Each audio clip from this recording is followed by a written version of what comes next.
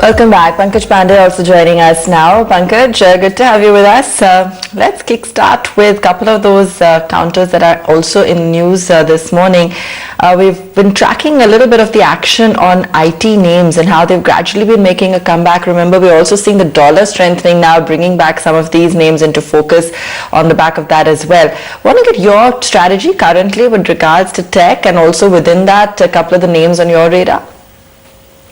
Hi, good morning. I think IT and pharma are the two sectors structurally which are looking very positive, largely because of the virtualization of business which is expected to happen. And within that, our sense is that you have companies like Infosys where the deal wins have been pretty good. So we would expect companies like Infosys to deliver 14% kind of a dollar revenue growth over the next 2 years, trading at about 25 times, 20% discount to TCS. So I think that's a topic in the IT space. Besides that, we like something like Birlasoft with a target price of 310. And so companies trading at about 15, 16 times, again, expected to deliver about 9 to 10% kind of a dollar revenue growth with the margin expanding. In general, we are positive on the entire IT as a space, but I think today's news in terms of UK hiking tax rate, it will not impact the near-term EPS for FY23, but from FY24 onwards, you will have some impact. But then again, largely you really do not get the kind of breakup, so it's largely European operations is what you get. But having said that, we expect that companies like Nasdaq, which contributes or which gets 75% of the revenues from UK, could be impacted. Then first source, about 30% of the revenues could get impacted.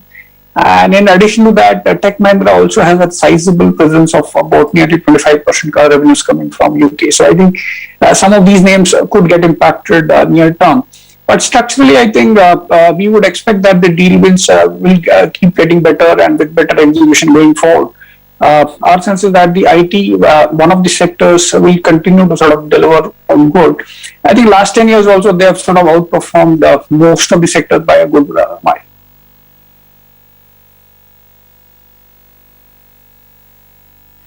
Okay, Adani Group companies have also been in news. Adani Ports has bought 31% stake in the Gangavaram port. Adani Gas in trade yesterday was up and away 15-odd%. And as a group basket as well, we have seen a fair amount of action across some of those companies. Within that, are you looking at positive momentum continuing? Gas, ports? Would you be looking at any of the Adani Group names? So we have Adani Gas under coverage. So Adani Gas is something which we like the most, largely because you have, so it is the only pan-India player which is expected to do very well on the CGD side of the business, because you have MGL and IGL which are sort of largely focused on a certain territory. So I think this is one particular company wherein our sense is that they've got a large landscape to cover.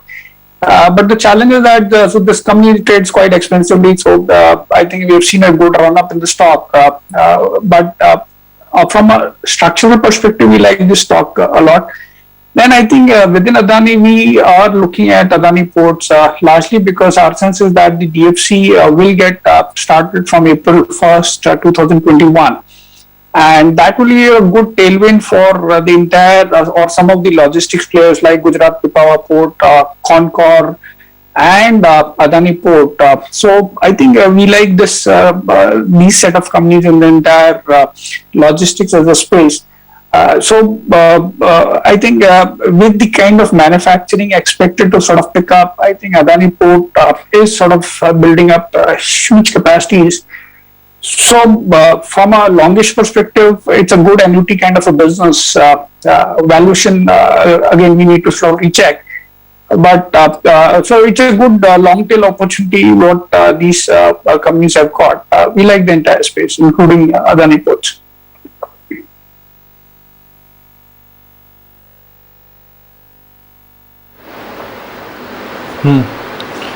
Pankaj, I'll pick it up from where you were discussing IT stocks with Abha, but if I look at the historical averages for most of the IT stocks, whether it's TCS, Infosys or Wipro, all of them are trading above the 3 to 4 year band, and they're significantly trading at this kind of a premium. So some would argue that whatever constructive scenario which you've painted is already in the price.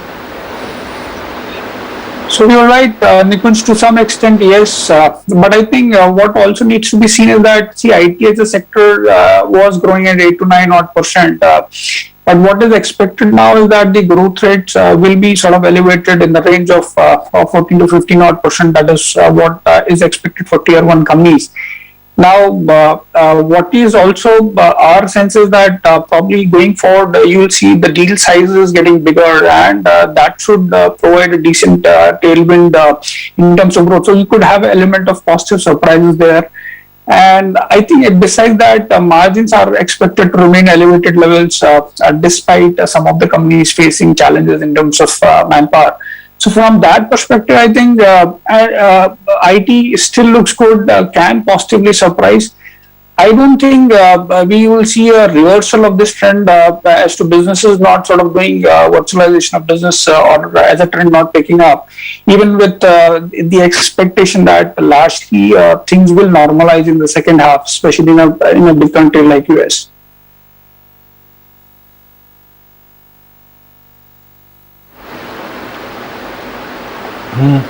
SGX is down by nearly 250 points, and this kind of volatility, I wouldn't say it's unprecedented, but you cannot trade too much when you see this kind of a swing. Friday, down day, Monday, Tuesday, great day, Thursday morning, as you walk into trade, it appears that things may look bad. Yesterday, the trick was done by Reliance, and when Reliance moves, it just makes you feel very happy about the market because it's a bellwether which moves. Viresh, yesterday I'm sure everybody went home with a long trade because that's what the screen and the momentum indicators were suggesting. Today, a gap down open perhaps would welcome us. How does one deal with yesterday's long positions? And is this market telling you that it wants to fall now? Because again and again the market is getting chopped at the high level and is threatening to come down. So if we look at yesterday's move, it was a little exaggerated. So a 300 pointer move was not expected. So what we saw is sustaining about 15,050, 15,100, there is a lot of short covering. And what we need to watch out for is, till the time we are above that 14,500, a little longer term basis, the 14,500, which was the Friday low, till the time we are above that, we could continue to see stock specific momentum to continue. And what we've seen is in the whole volatility in the last 2 weeks, there has been stock specific momentum which has continued. So, for example, we went from 15,400 to 14,500 on the Nifty. In the same period, PSU stocks went up 5 to 10%. And the mid cap and the small cap indices have made new 52-week highs. So, what we expect is this range bound movement would continue on the Nifty. So, for today, maybe 14,950, 15,000 odd levels would act as a support.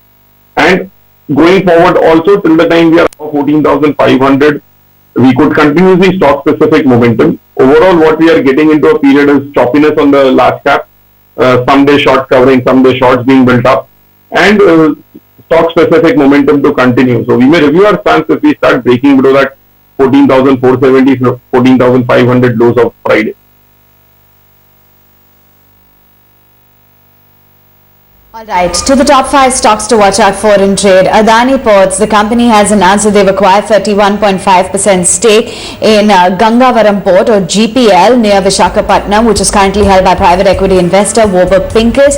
The acquisition is valued at about 1954 crores and is currently subject to regulatory approvals. You've got brokerages hailing this as a positive. Macquarie has maintained a neutral with a target price at 620, saying that Adani has become bigger and the bigger organic market shares as well will continue.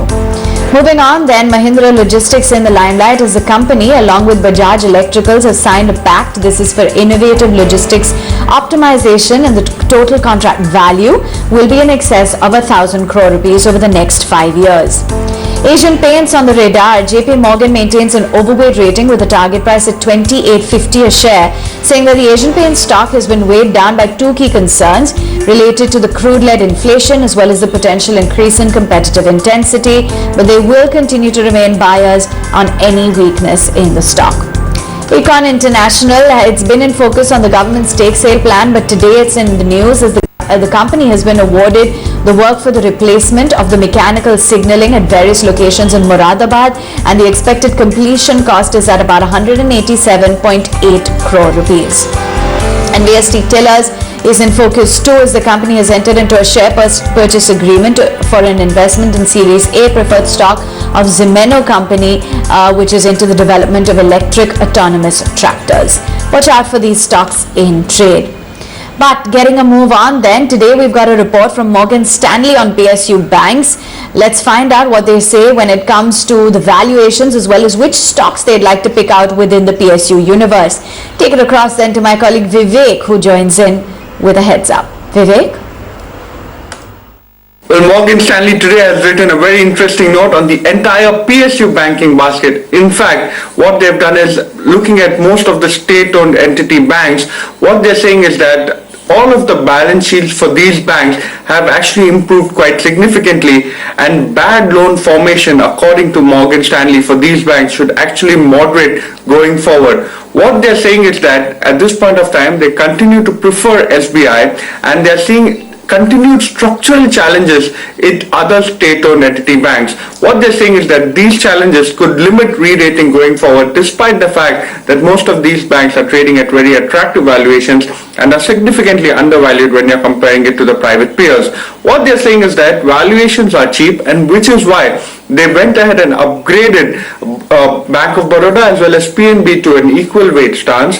They stay underweight on Bank of India and Canara Bank, given the low profitability that these banks enjoy. What they're saying is that when you're talking about the state-owned banks under their coverage, the balance sheets have improved materially, and if you're talking about the capital tier 1 ratio, state-owned banks under our coverage is now at 9.6% versus 9.1% in FY20, and which is why they believe that given the fact that valuations are cheap at 0.4 to 0.5 FY22 estimates of book value, you're actually looking at this being a very good time to buy most of the financials, especially the PSU financials. At this point of time, Morgan Stanley continues to prefer SBI and moderately prefers both BOB as well as PNB because they've upgraded it to an equal weight stance.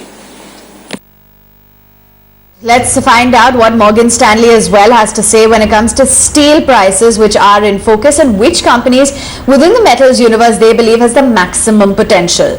Let's take it across then to Mubina, who has those details.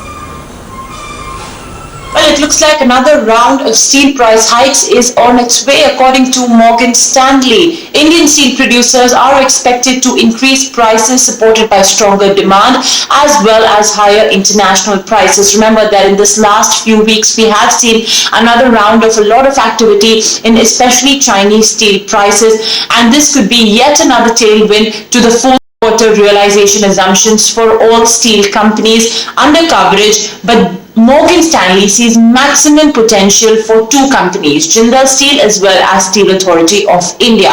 Now they say that Tangshan, which is a key steel making sector in China, has announced further steps to achieve its target for a 40% emission cut for China's steel industry. So that is going to lead to potential production cuts as well as higher cost of production. Remember, China's steel cost of production is extremely high currently. It's at the highest in a decade, if not a record. So this firstly could have positive implications for Indian steel companies, because Indian HRC prices have been trading between par and a marginal discount to import parity prices. There was a little correction in HRC prices recently. Now they're at an 8% discount to the import parity prices. So with this improving demand, the lower inventory, higher prices, there is scope for Indian steel producers to go in for yet another round of price hikes.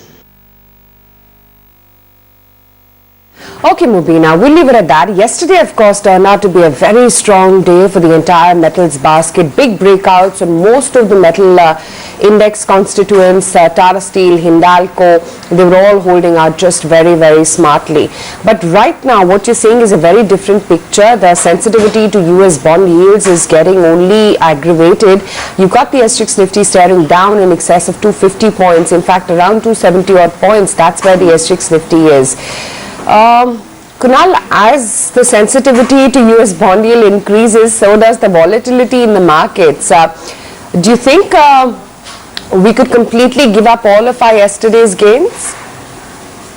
So Actually, I think the markets needed some sort of a factor, some sort of a data point to really cling on to if there is any spate of correction. Now, whether it's what's happening across the U.S. markets in terms of bond yields, or whether it's the spike which you've seen in crude in the last 2-3 months, there could have been so many factors which could have led to the market correction. But I think now, as Nikhil was also sharing earlier, that the markets are facing struggle at this 15,000 mark.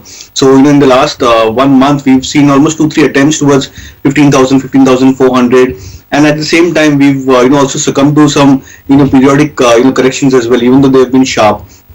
So yes, the markets are going through this grind in this range. So this 1,000-point territory, 14,500 to 15,400, 450 levels, I think it's a zone where there is a lot of tussle between the bulls and the bears, which means that the index could probably consolidate over here for some more time, and it's possible that some of these factors could get a bit more aggravated.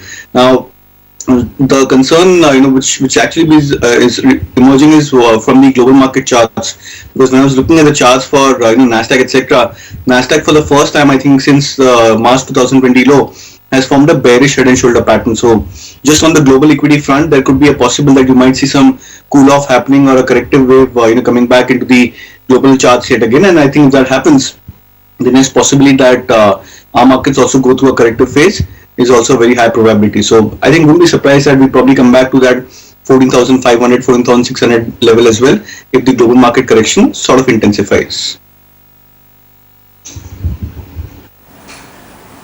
Right.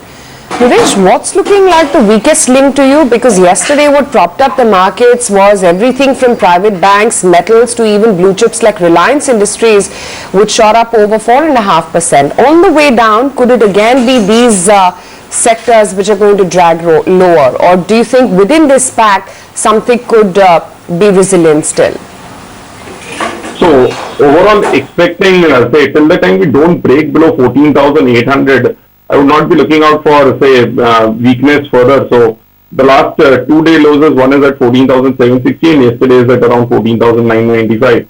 So if we start tracking the 14,760, 14,800, that is the time we start reviewing what could be taking the market down. Because what we've seen yesterday is a lot of leaders have, say, a new leader like Reliance Industries has finally crossed about 2100, 2150.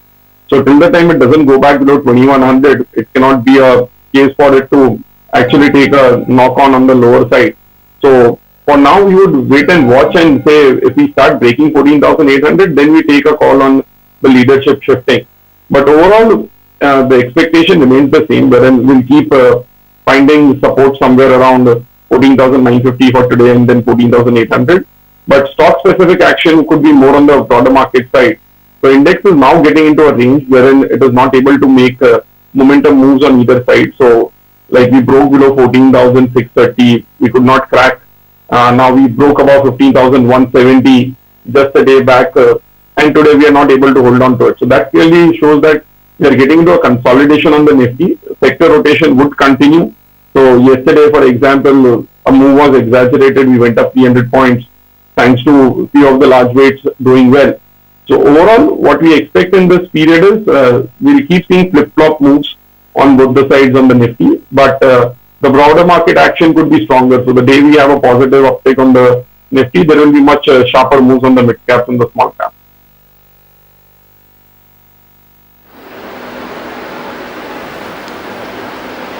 Pankaj, is there merit in, let's say, now buying not SBI but a Canara Bank or a PNB, or for that matter Union Bank, from the PSU space? Because if the corporate banking logic applies to SBI, it should also apply to others. You're right, Nikunj. So obviously, SBI stands differently apart from rest of the PSU banks, largely because of the construct of their overall advances. So their home loan book is one of the biggest, and their overall asset quality concerns are far more lower in mid-single digits compared to double digits for most of the PSU banks.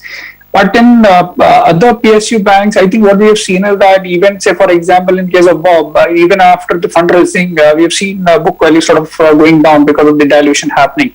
And I think same thing could pan out for others also. But our sense is that, see, from the balance PSU banks, something like Bank of India looks interesting to us, largely because we would want to believe that that is one of the few banks which can sort of get eventually divested. And so that is where probably we would be more keen on looking. So I think that is one of the few banks which we can look at. I think rest of the other PSU banks, even after the fundraise, I think the problems for them is still sort of quite challenging. They will continue to lose market share. The dilution in the book is going to be far more higher because all of them are trading below book values.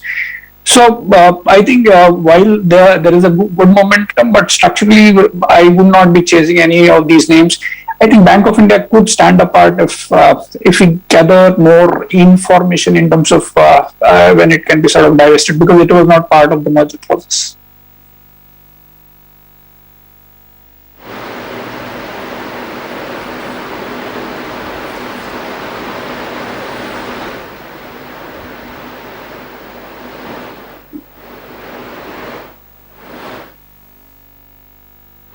I'm through the SGX and looks like we could be in for a gap down start. Asian markets have taken a hit of anywhere between 1.5% to about 2%. Hong Kong is down by 2%. So 1.5% to 2%. Last Friday we fell more than 3%.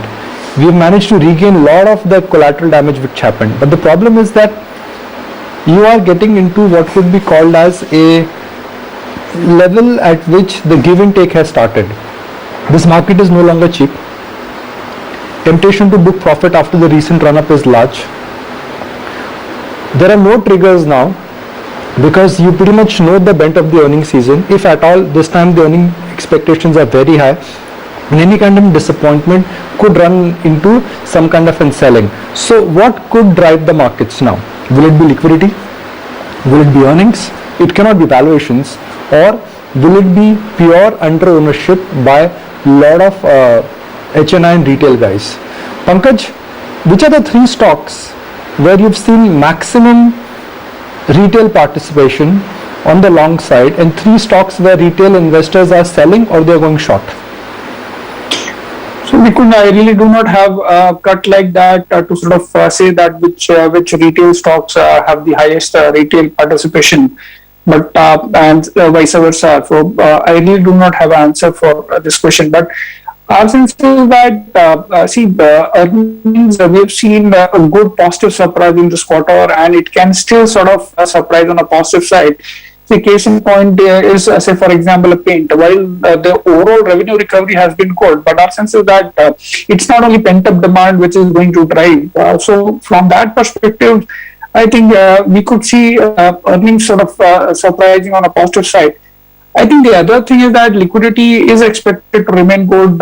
So whatever, see, I think even with the bond deals which have gone in the US, I think it is a sort of a good problem to have. Largely because bond market is also sort of looking at the normalization of US in the second half of this calendar year. And even if the bond yield rises, I think it is a bit of a competition to equities now, but structurally I don't think you would see challenges, big challenges for the markets.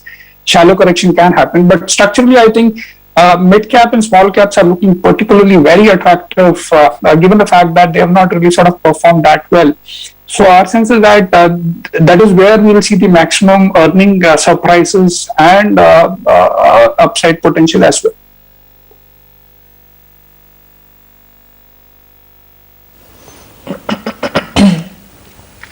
Okay.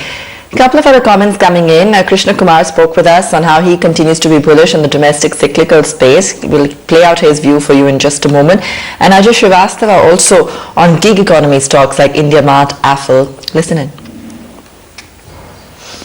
So when you mentioned cyclicals, my take is that investors need to be differentiating between the domestic cyclical versus the global cyclicals. And I would be very, very wary and in terms of investing in global cyclical, namely the metals, etc., because there the factors which can impact the commodity prices and the attendant stock prices are far too many, and there for an average investor to make money, I think is very challenging. But as far as domestic cyclicals are concerned, and I would also take banks in that category, I think with the GDP rebounding and expected to be very strong in the next few years. So that domestic cyclicals continue to offer opportunities. Now, whether it be in terms of the banks, or it could also be to some extent the auto companies or even the cement companies, they offer good opportunities for investors to invest in. Go for the new gig economy because you're going to make money there, because these are entrepreneurs who are willing to raise capital, no debt, and do what? M&As, sell their companies. So now this year there'll be number of IPOs, whatever is there. If you're not in intermediation companies, you better be there in the company, allocate a capital and say 33% I will devote to new gig economy company and full stop. That's what I want to do. India Mart, which we are holding for a long time now, nobody's heard of this company. You know, the guy is not on the front pages, he's not there, but he just raised this QIP at 8,600, but still largely ignored in the market. Then you have all other, you saw what happened to Automobile, went to 26 rupees or 30 rupees a share. Disaster, absolutely. He was a pioneer in the mobile phone products at the end of the country. And they've got good profitable company going up begging, and now it's gone up to 100 rupees or so. But that's where it is. You've seen Affle, which has got strong AI capabilities in telephone, in the mobile phone industry. That's gone up begging. You saw what happened to Just Dial. It was the only profitable new gig company. And it's unbelievable. His valuation was 2,500 crores. You know what I mean? It's ridiculous, absolutely, given what he had on assets on the ground. It's gone up a little bit. But I'm not saying buy any of these stocks. But since you asked quoting, all these stocks were there for a given, absolutely. But as I said, we focus too much on the old economy. Economy is changing, the world is changing. Let us give credence to the new economy. Take your money and park it there. You know, the way government policy and economy are, 1/3 of the companies, we believe, listed companies in India, will be absolutely gone in next 5 years. Now that's a large number. We can share the list with you. We have a list made internally. 33% of companies will be bankrupt and delisted, or may not be delisted in the next 5 years from BSE. And that's a lot of companies, that's about 800 companies. So you need to be clear that are you part of those companies? Get out of them. Get into the new companies, healthcare companies, IT companies. It's a new world out there. It's so exciting. I can't believe it. I don't want to be old. You know what I mean? I want to restart my life now.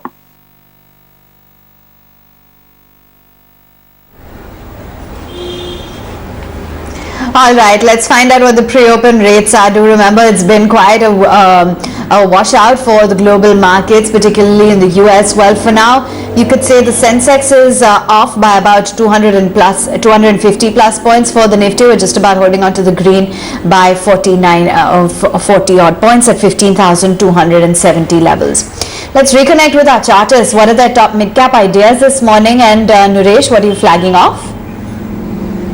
So it's a buy on Federal Bank, which was very close to a flag breakout about 88 levels. So a dip closer to 86 would be a buy zone, a stop loss to be placed at 84 and a target price of 100 in the short term. All right, Kunal, your idea? Well, I'll suggest a sell call, and it's a sell on Sun TV. The stock has been an underperformer. So when you try and compare the kind of stocks in the media packet, Z had done pretty well in the last 2-3 days, some zipping momentum into the stock, but Sun TV somehow has struggled. So I'm sensing that underperformer stocks are the ones which could probably be, at the brunt of selling today as well. So sell on Z, sell on Sun TV, targets of 480, stop loss 520.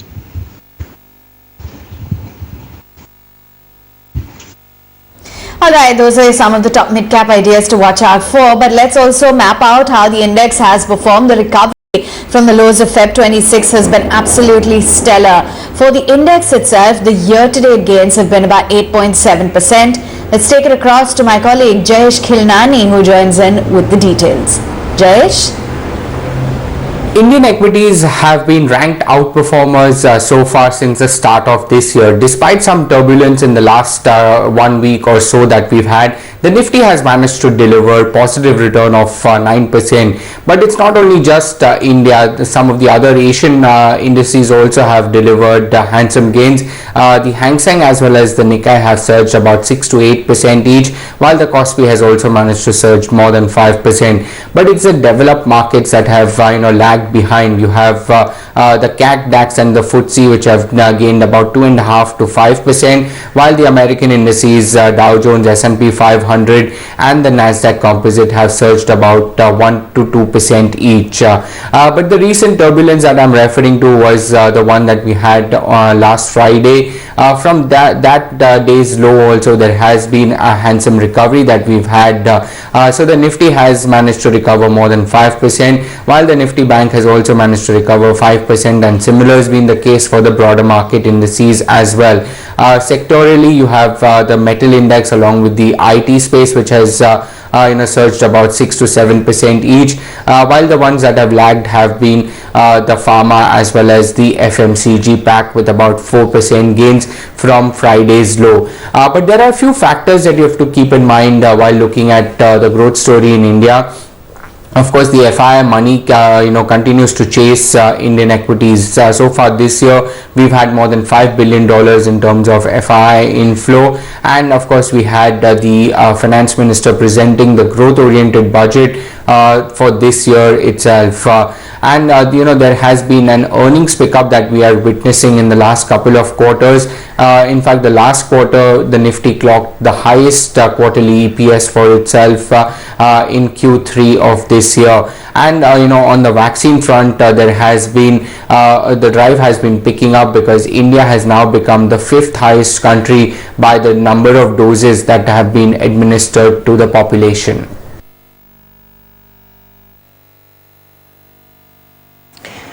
Okay, we'll leave it at that, Jayesh. Let me take it across to Kunal. Kunal, the new list of F&O entrants is turning out to be quite the spurt. I mean, typically would be the case, but where is it that you still find a meaty trade within that list?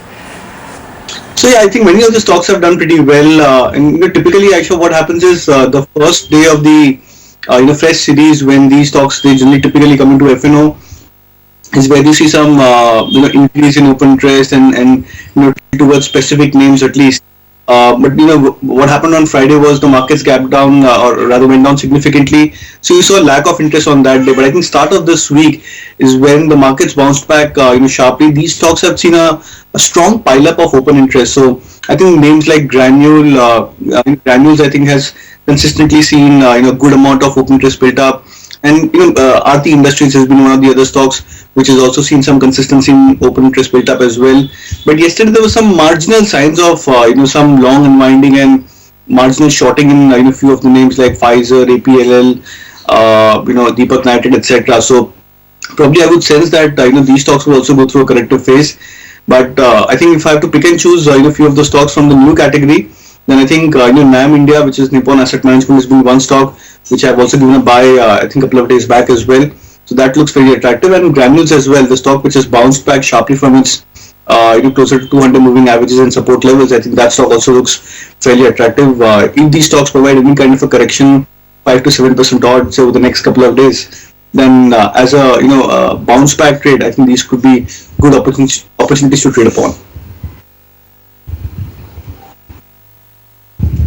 The entire AMC space was quite lively yesterday. NAM, the new entrant in the F&O universe, or for that matter, the big boy HDFC AMC as well. That too spurted almost about 9%. Needless to say, some of those gains are going to get completely undone. As I see on my screens, the pre-open rate itself is indicating 15,087 after making it to 15,300 in trade yesterday. It's a solid 1.25% lower for the Nifty as we speak. That is what the pre-open rate is indicating, aligning ourselves to the rest of the globe. Pankaj, where is it that you stand in the entire AMC investment thesis, and whether you believe that these are stocks for the long haul? I think largely, if you look at our sense is that a lot of these AMCs have been witnessing outflows, and largely most of the portfolio orientation is also towards value oriented stocks. I think that is where the challenge lies in terms of some of the flagship companies or their flagship schemes. They have not been sort of performing to the desired extent.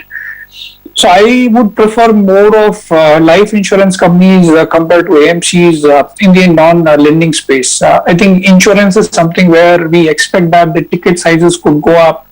And plus you have other levers like housing helping or for example on the health side also. So I think we like that space more compared to AMCs.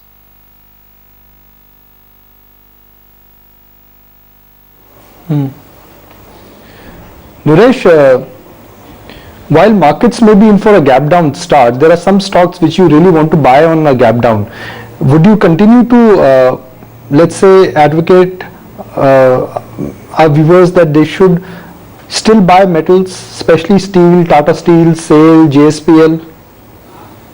So out of the total metal pack, the only one which we like at say current zones or on declines is a SAIL, because what has happened with all the other metal names is they've already made a very huge move. So for example, we had a new 52-week high in Tata Steel as well as Jindal Steel yesterday. We are seeing some bit of a say underperformance in SAIL because of the OFS, which created a lot of supply. Then the stock went into a derivative ban and keeps going into a derivative ban and out of it. And that is where it keeps seeing volatility. So it went from the OFS at 68 went to 56, 60. And just came back about the say OFS price of 80, 81 a couple of days back and got into a derivative ban. So that is one stock which has done a lot of volatility, but has been a major underperformer in the whole metal basket. So the rest of the names you would wait for much deeper decline, because what we have seen in the say move yesterday is we've seen a lot of base metals take a hit, and even today. So a lot of base metal say commodity itself has taken a 2 to 6% hit from yesterday and today. So that also does not augur well for the whole basket for the extreme short term. So in the near term, a dip in say SAIL closer to 70, 75 would be an interesting opportunity from current levels. The rest of the metal pack will wait for the opportunities like what we got around the budget period. That is the time where we got back to 600, 630 on Tata Steel, and then you got a 20-25% pop up. So at this point of time, the risk reward is not great in metals. We would actually wait for a much sharper decline. The only one which is very well placed is SAIL.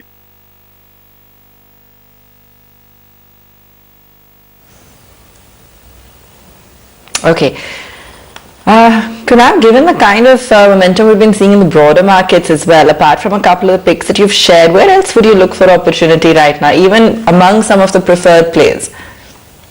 So, I think what was happening in the last 4-5 days was there was extreme amount of momentum into mid-cap names. I mean, look at the kind of number of stocks which are moving up by 10%, 15%, and 20% kind of circuit filters, and the numbers had just about gone into an extreme kind of zone. So I think it's bound to be that when you have such sharp moves in the fag end of a rally as well, it's bound to be that these stocks are the ones which could go through a corrective phase. But then if I have to try and pick and choose a sector or few of the stocks which fairly look attractive, and if there is any kind of a correction, then I think could look attractive.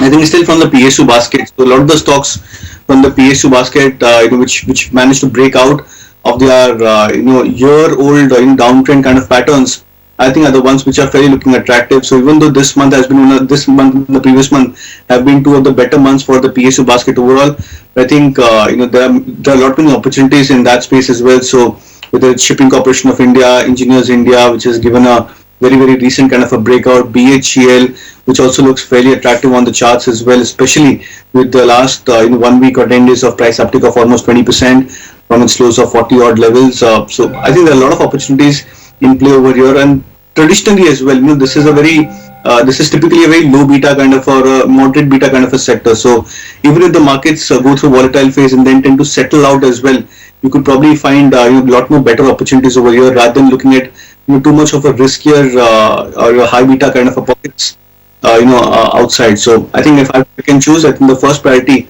would be looking at many of the PSU stocks as a bounce back trade.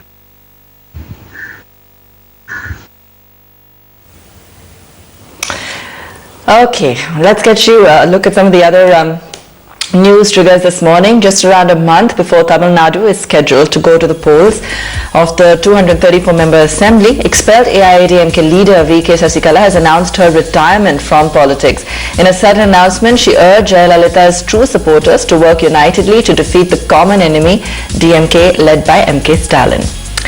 Maharashtra reports nearly 10,000 cases for the first time since October, among the few states there contributing to the nation's major COVID-19 load. Maharashtra reported 9,855 new COVID-19 cases. Around 20,000 people above the age of 45 with comorbidities and senior citizens have been vaccinated in Mumbai itself in the last 3 days. Due to this overwhelming response, BMC has decided to add 13 new private hospitals to the list of vaccination centers from today.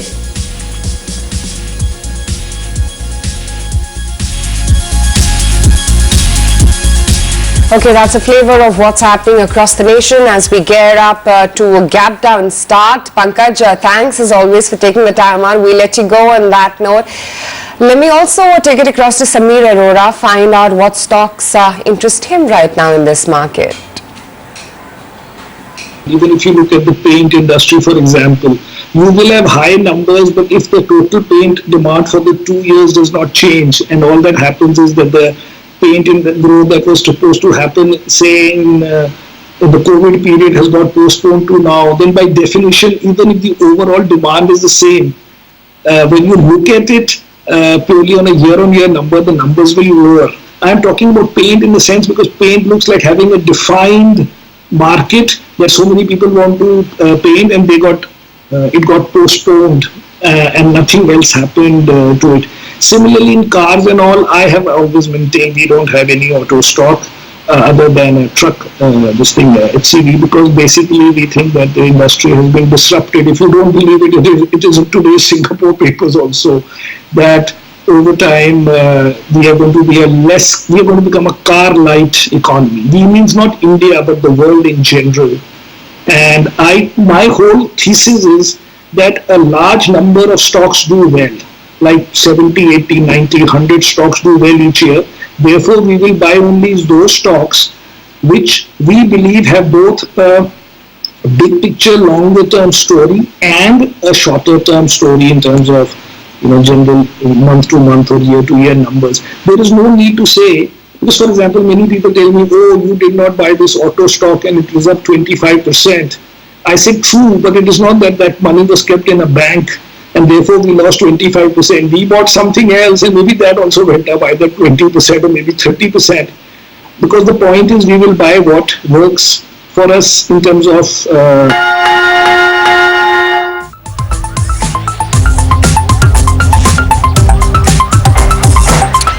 Okay, the market opening then this morning, and it is indeed a gap down start, but I don't think my screen is refreshing. Nikunj, if I could request you to take over, and I'll be back in 2 minutes.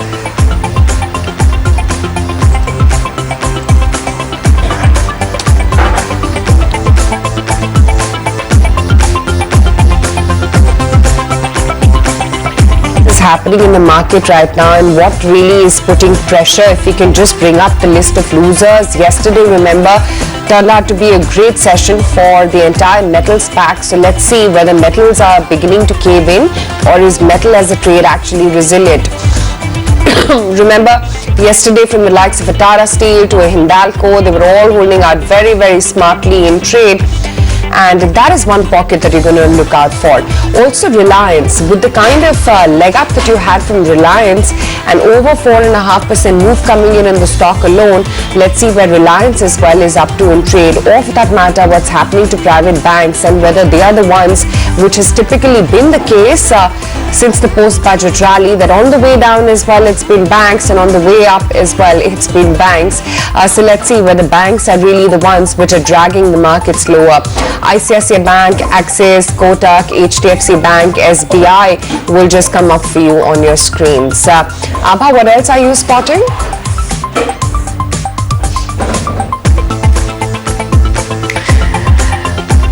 Okay, let's take a look. As of now, it's definitely looking like a slow and steady start, a little bit of weakness as was anticipated. So I'm just going to take a look at some of the pressure points first. Just in terms of, we've got a couple of those metal names, of course, as you mentioned, as well as a couple of those financials. Tata Motors also down about 2% right now. And clearly it's metals all the way that are on the lower side. What's holding out for the moment? Few gainers. Let's just pull those up for you on your screen right now and take a look as well at some of the pockets of green. We're still seeing declines overtake as of now, and 900 declines outpacing those advances, down about 1.5% as we speak this morning. Remember, this is coming off the back of what we saw overnight on Wall Street as well. Metals taking the biggest hit this morning and financials following suit. That seems to be the overall trend right now.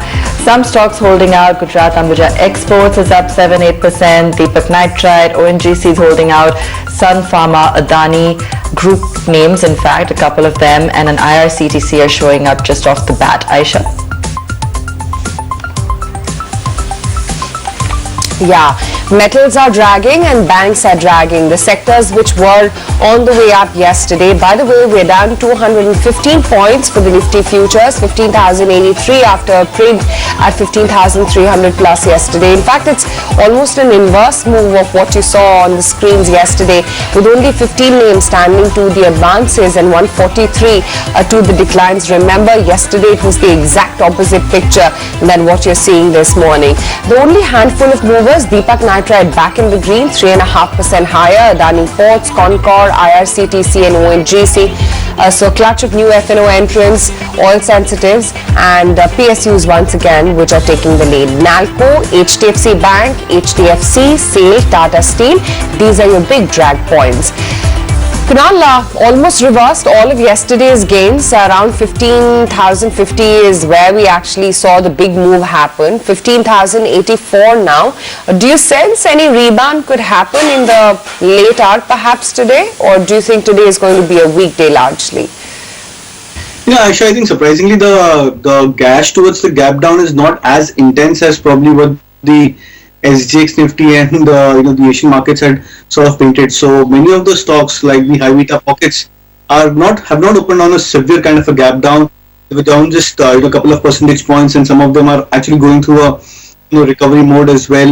In fact, the largest loser on the F&O side so far at least is HDFC and HDFC Bank, and they are down 2.5%. So that itself tells you the kind of texture. It's not that the high beta pockets and the mid cap ones are the ones which are going through some selling pressure, which means in effect that the markets could probably balance it out closer to 15,000 levels. So maybe there could be a touch and go movement towards the 15,000 mark, and today being the weekly expiry as well, I think it could also be another factor to try and play out. So there are a couple of important points to note. One of them, of course, is the 15,000 support level, and the other is the behavior of the premium for the current month. So yesterday the premium at one point was almost 55 to 60 points on the Nifty futures.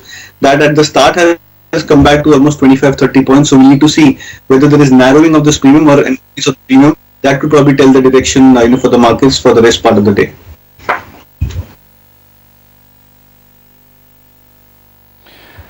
Rahul Bhasin joins us now. Let's take a conversation forward with him, understand that what his view of the market is and what his view of the world is. Rahul, fantastic to have you back. Thank you for joining us. My pleasure.